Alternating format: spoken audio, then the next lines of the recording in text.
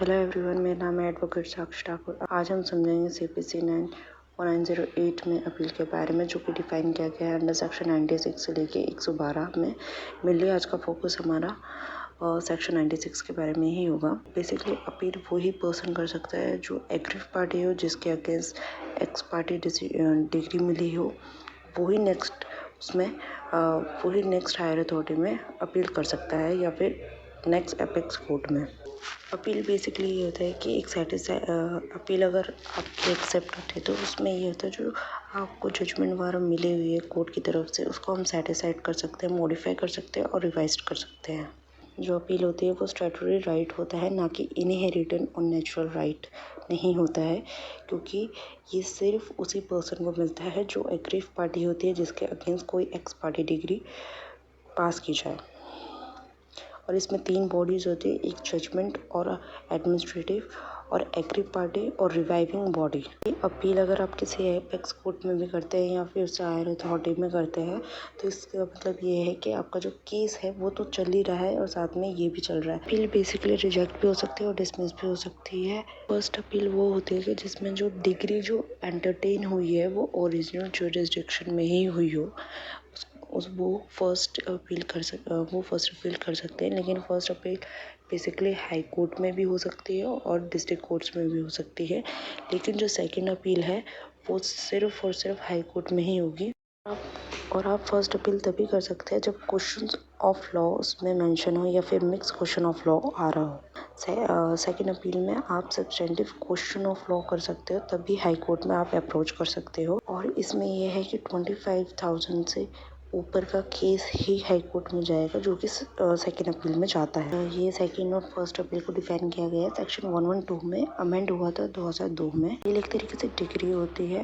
अभी हम इस वक्त जो बात कर रहे हैं वो अपील के बारे में कर रहे हैं, लेकिन ऑर्डर को जो डिफाइन किया गया है वो सेक्शन 114 में है। ऑर्डर बेसिकली ये होता है, अगर किसी भी केस में अगर आपको ऑर्डर मिल जाता है तो बहुत रेयर केस है, बहुत रेयर सेक्शंस है जिसमें आप अपील कर सकते हैं। नहीं तो ऑर्डर में बेसिकली अपील नहीं होती है, जैसे कि फॉर एग्जांपल 35 हो गया, 92 हो गया, 95 हो गया, इनमें आप अप्रोच कर सकते हैं अपील अथॉरिटी को। और जब जैसे प्रिलिमिनरी डिग्री निकल गई, प्री डिग्री आ गई और फाइनल डिग्री आ गई, उसके बाद आप कोई भी अपील नहीं फाइल कर सकते कोर्ट में। जितना भी हमने समझा वो सेक्शन 97 के बारे में था।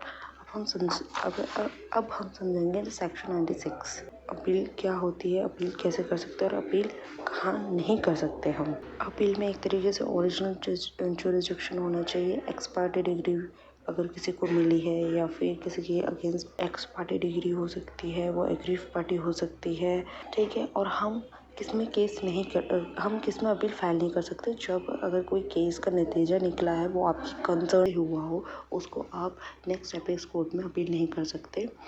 और जो भी आप अपील करो वो क्वेश्चंस ऑफ लॉ में हो, अगर वो क्वेश्चंस ऑफ फैक्ट्स में आते हैं तो आप उसको अपील नहीं कर सकते।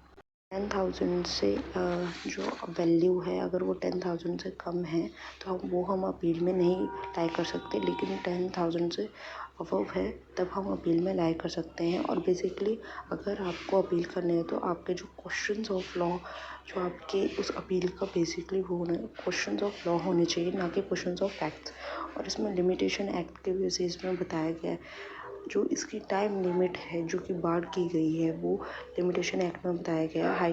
इसमें एक टाइम लिमिट भी होती है जो कि इसमें डिफाइन किया है, वो लिमिटेशन एक्ट में डिफाइन किया हुआ है कि आप अपील कब कर सकते हैं। अगर आपको हाई कोर्ट में अपील करनी है तो 90 डेज़ में, और जो निचली कोर्ट्स है जैसे कि डिस्ट्रिक्ट कोर्ट्स हो गए, इनमें अपील करनी है तो 30 डेज़।